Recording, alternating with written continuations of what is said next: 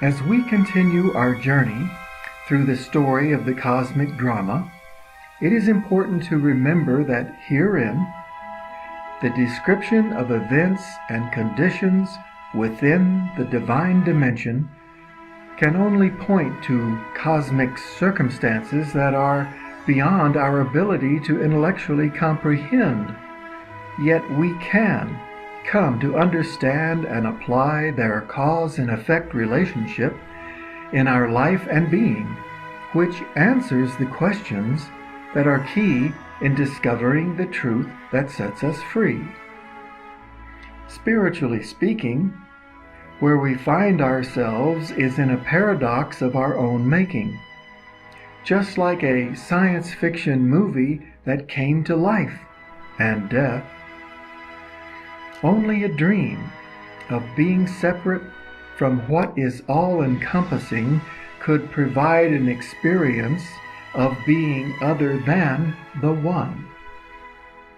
In examining this dream, we will determine just what the dream is and what function it has as we ask this question.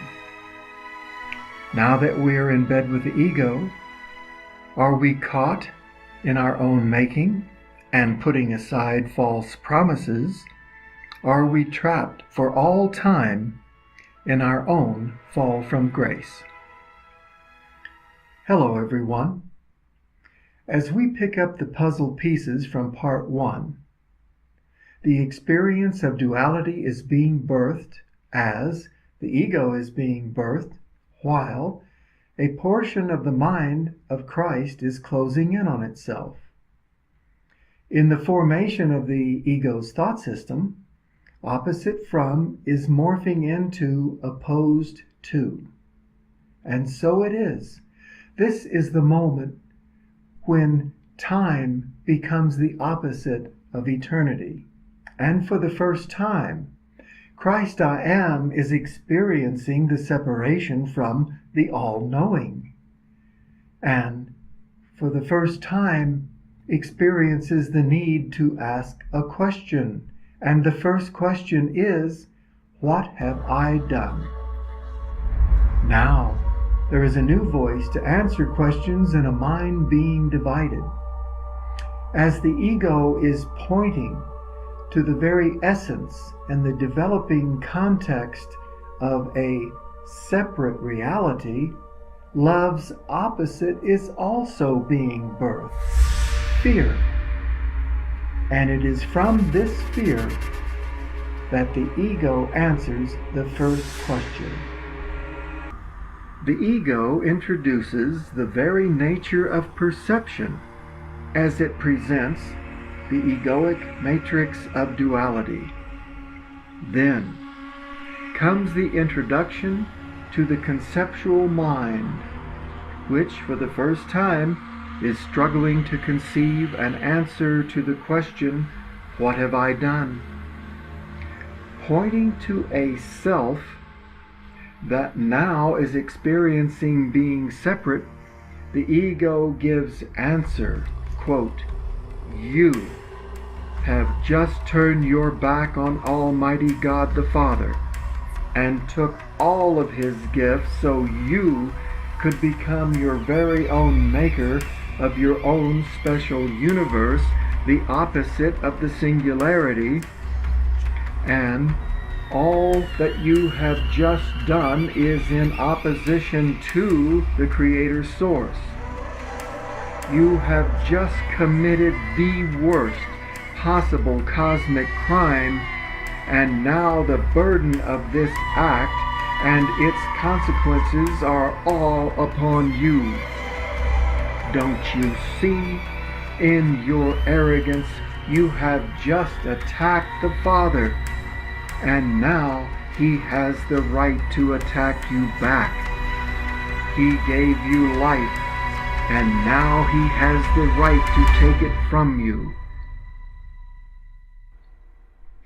The idea of judgment arises only to declare the idea of condemnation and the ultimate price, the ultimate terror. eternal death. The ego fearfully continues, "You can no longer go unto the Father for anything, but I have a plan. Now together we are the way." Duality will work to protect you from God and His wrath. Duality is a new adventure, a new life, and together we are its maker.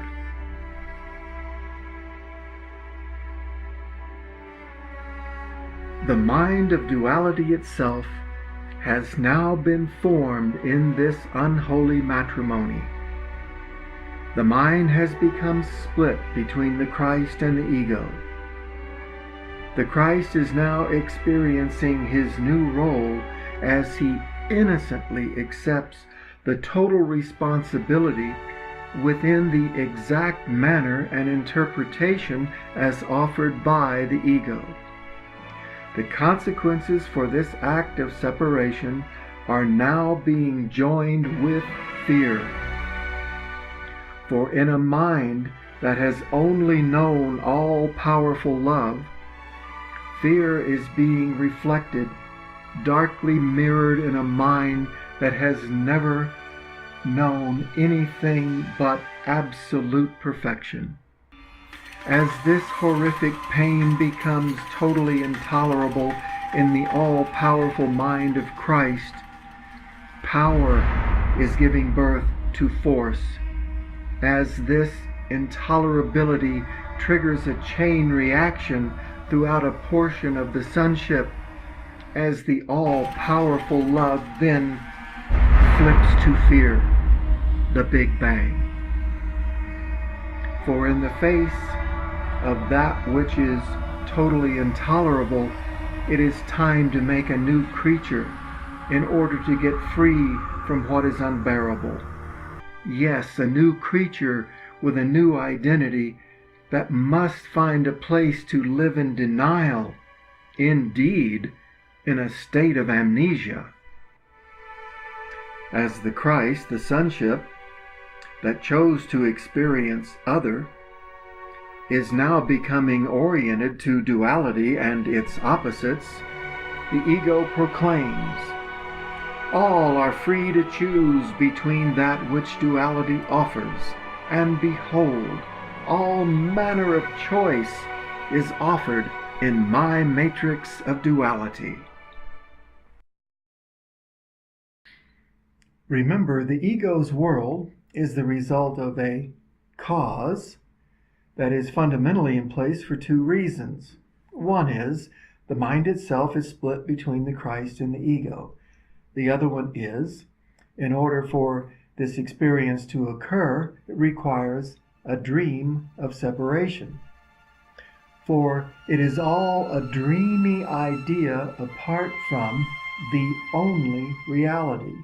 Therefore, it is an experience of an effect that has no cause. This is a very good definition for illusion. In the acceptance of what appears to be the only alternative, as the dream of separation has begun, there is now a bizarre collaborative venture in the split mind of the ego and the Christ. A dream requires a dreamer of the dream and a dream character. The dreamer of the dream is also its witness, whereas the dream character is the one that is directly experiencing that which is in the dream. And so is birth given to the prodigal son, the dream character.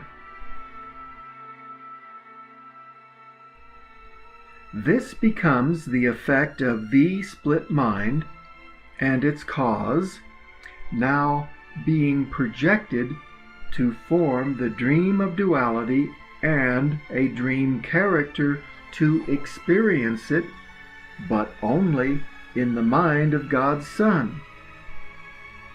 In the dream of other, the Christ has extended himself as the prodigal son, just as the Father has extended himself as the Holy Spirit.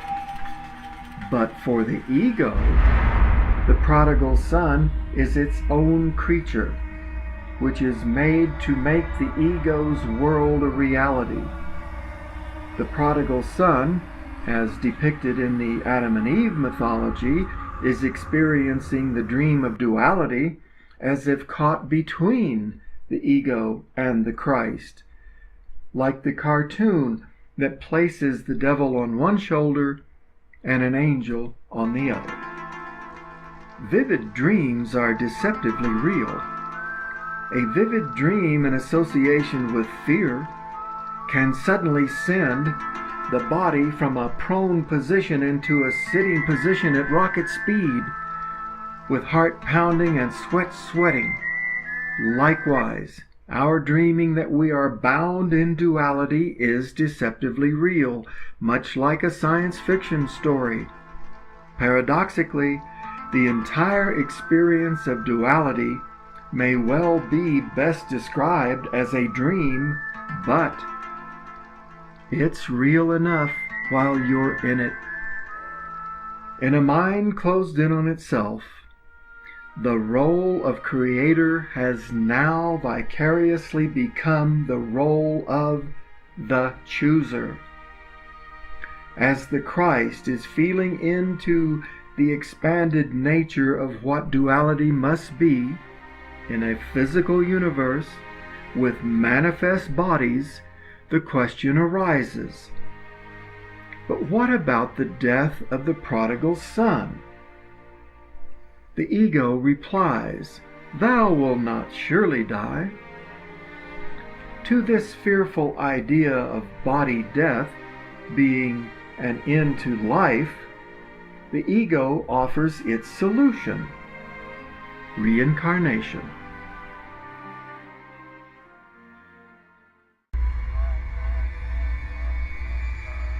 Now in time and space, as manifest beings in a manifest universe, all who have fallen from grace must play the ego's cosmic video game of choice. Being identified as a body, everyone must be the chooser in the game of choice just to survive. This new creature with its body is in a game that plays for keeps, for if you do not play the game of choice, you suffer, and as a body, you die. In this new form of independent freedom as self-will, in order to deal with fear and guilt, the essence of being a separate identity falls under the ego's spell and influence. A deep, intolerable guilt desperately seeks relief and discovers the ego's way of projecting the blame of this burden of shame onto somebody, anybody, and the body. For the body is unconsciously seen as the main symbol of separation. The idea of attack and this so-called right to attack back becomes joined as it seeks to blame and to justify anger. So brother begins to turn against brother. The opposite of sane is insane. The ego is insane. This ingredient of insanity makes for a cosmic video game that is immensely intense, so much so that much of duality's extremes must become subjugated in the ego's subconscious mind or projected onto someone else, which only increases guilt. For now, the game of separation and survival is afoot. the Christ believes and therefore experiences that he has become a different creature, separate from everything and everyone in a world where brother murders brother. Now, and simply bringing it all down to earth, in the ego's world, we strive to understand how the manifest world we see has come to evolve, and we even have some understanding as to the subatomic world. Electrons respond to random memory patterns. Whose memory is it? For consciousness and the subatomic world, they are not apart. On the one hand, there is the objective nature, the manifest dimension of evolution that is apart from the dimension of divinity. Science and religion exemplify this separation. A perceptual conceptual mind may perceive sufficient evidence to conclude there is no divine. This extreme association of separation is convenient in that the whole idea from the ego's perspective is to maintain and sustain a place and means to hide from God. Not only that, being reduced to the experience of life as a body on a warring planet where creature devours creature, in the limitation of the desire to experience more pleasure than pain before you die, is what this you deserves for betraying and attacking the very Lord of heaven. How ironic! A pragmatic-minded human might choose to deny the existence of the Father, but the ego does not and cannot, for the ego hates what it has become and hates God for not stopping the tiny mad idea. And herein lies man's subconscious grievance against God. On the other hand, there is the subjective nature, where our world of duality is fundamentally made from reflections of love or fear that are projected out from one level of consciousness and then perceived on another level of consciousness, the perceived and the perceiver. All of love's reflections are beautiful and wonderful. All of fear's reflections are painful and horrific. Babies come into this world in love and are soon taught to fear by this world. Yet, from a more mysterious level, the dimension you apparently find yourself in requires a you to perceive it, to make it so. For witnessing it is what makes it real in the mind of the perceiver. Therefore, you are responsible for the world you see. You are not a victim of the world you see, for it is of your own projection. It is only a reflection of creation. It's all temporary, for it is made, not created. In making, everything has a beginning, a middle, and an end. The making of this dream of separation is made from the belief in other. It is therefore a make-believe world. The world you see is due to the seer. For eons, man's anthropomorphic gods have been blamed for pronouncing judgment upon them. This is man's desire to project his guilt and fear of judgment onto something other than himself. God, why did you do this to me? Or, the devil made me do it. This idea is supported and nurtured by the ego, for it is the ego's function to protect us from true God. But due to the ego's system of denial and projection, man has fundamentally avoided the heavy burden of responsibility, the one that would bring him too close to what is feared above all. However, there is a true reflection in this world that comes from the law of creating in the singularity, and that reflection is everyone gets the results of their mind. In the ego's thought system, true responsibility must be avoided. Therefore, everyone gets the results of their mind is replaced with blame and projection, for this is a mechanism that champions and supports protection from God. But in the ego's world, we have accepted the ego's principle: guilt demands punishment. Our so-called sins against God and good are punished by you. This is the source of dis-ease on every level. The subconscious idea is this: I have sinned and I deserve to be punished by the source of all good.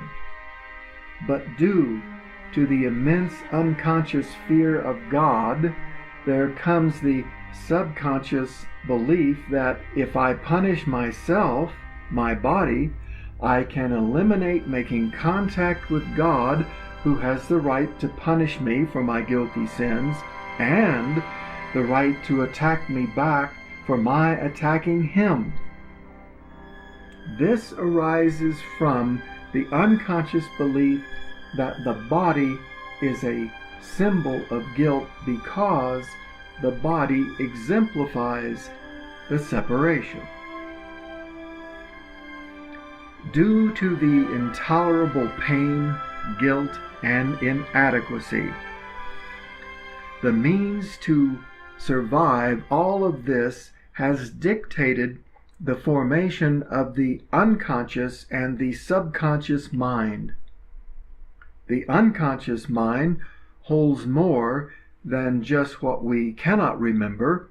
It also houses that which we do not wish to remember, yet deeper still is the subconscious, the ego's special and secret realm, where it subjugates every crucial circumstance that, if looked upon with true perception, would lead to the annihilation of the ego. Everything in the subconscious is guarded by denial. But if denial begins to falter, fear, which is legion, is brought to the front lines of consciousness in this matter of life or death for the ego. Body identification requires a body-mind. The body-mind knows that critical to its survival is the perceptual mind of the five senses. This great emphasis on survival brings forth an unconscious reverence for the thinking mind. All of this enhances the belief and the subsequent experience of the perceptual world being the one and only real world, and the thinking mind being one's real identity. As we are joined with all the factors inherent within the fall from grace and the great reduction into the limitation of what the ego's world offers, inadequacy is to be experienced on many levels. But inherent within the ego's thought system are ways and means to counterbalance. The ego's counterbalance for inadequacy and much more is specialness. One might be tempted to say that everything in spirit is totally special, but total is whole, complete, and perfectly one. Therefore, there is no specialness in spirit, as the fallen ones have come to associate with specialness. In the ego's world, specialness denotes that someone or something is more special than someone else, which is a primary form of separation. And this the ego uses to the max, including competition, justification, murder, and war. Now, in the ego's world, we are all in bed with the ego and married to what it offers. This is so for two fundamental reasons. The number one reason is it's protecting us from being exposed to God in our great unconscious fear of God. Secondly, is all the ways that we have become addicted to the arrogance that weds us to self-will and the selfish gratification found in the eating of the forbidden fruit. Just how we choose to be in bed with the ego dictates how we see the world, and this brings us to the seer. It could be said that the seer is the problem, for the seer is the projector. Projection makes perception of the world you see. The ego provides the blinders protecting us from true vision.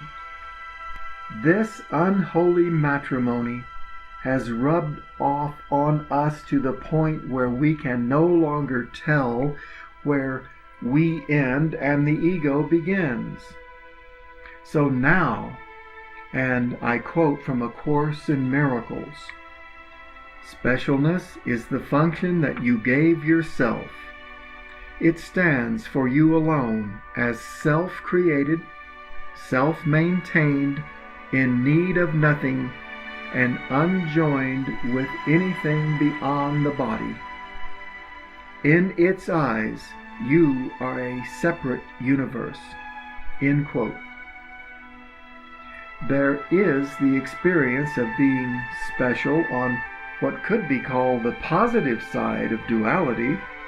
Look at me, I am proud of who I am.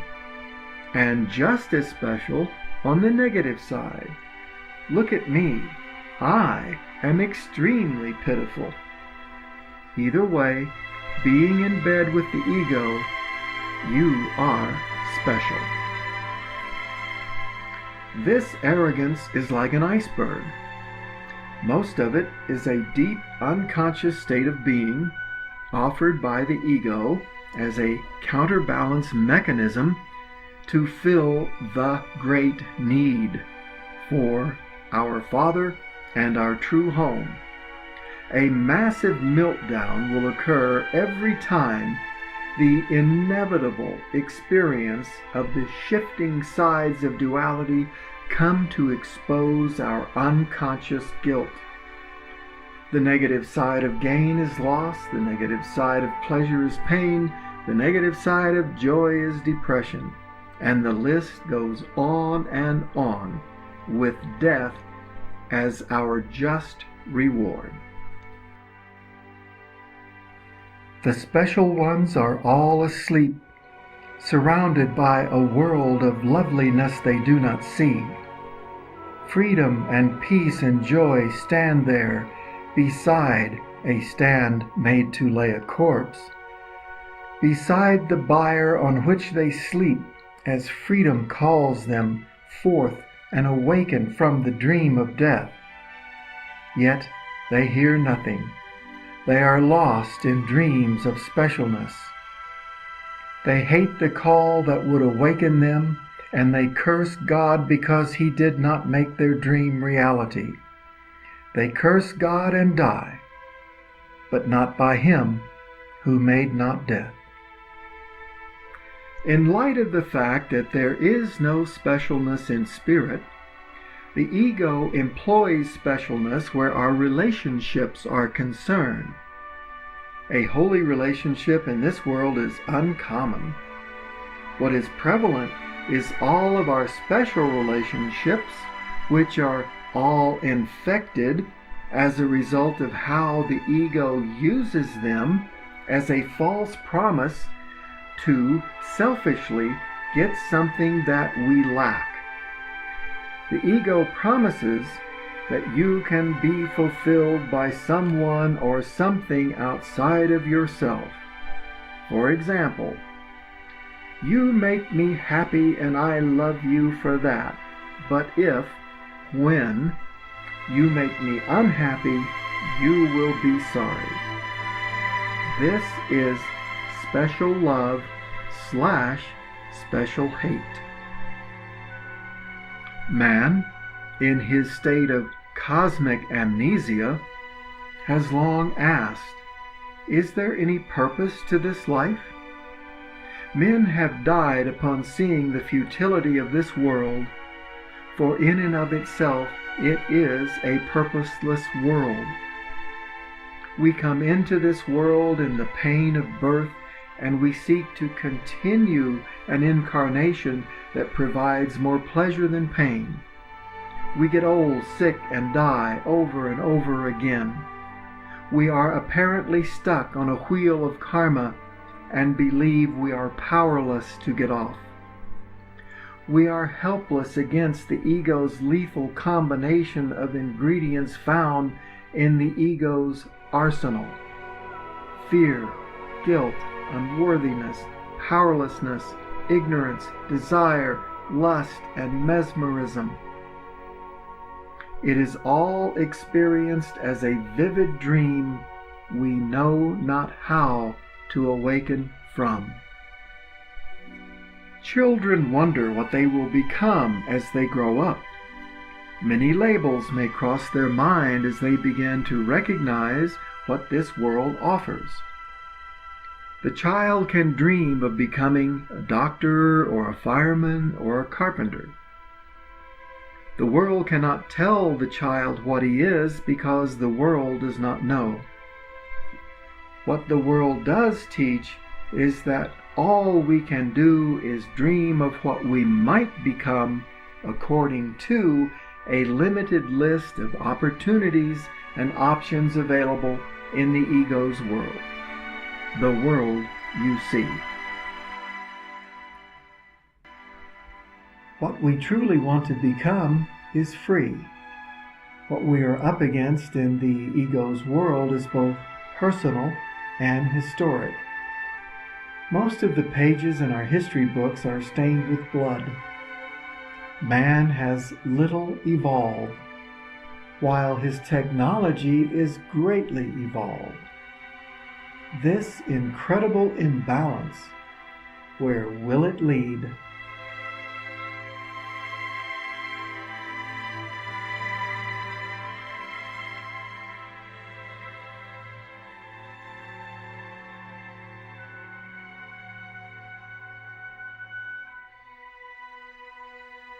There are many reasons why we must come to discover what the future of this world and yours is truly dependent upon.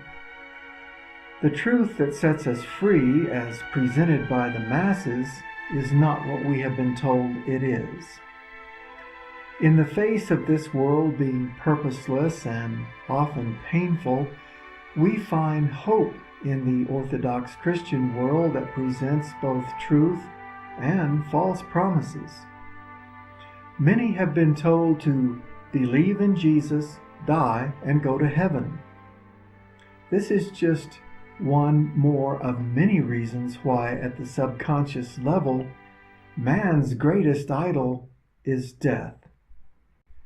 We have been badly taught, for if it is not truly setting you free right now, it is not the truth. Death will avail you nothing, for death's door is a revolving door.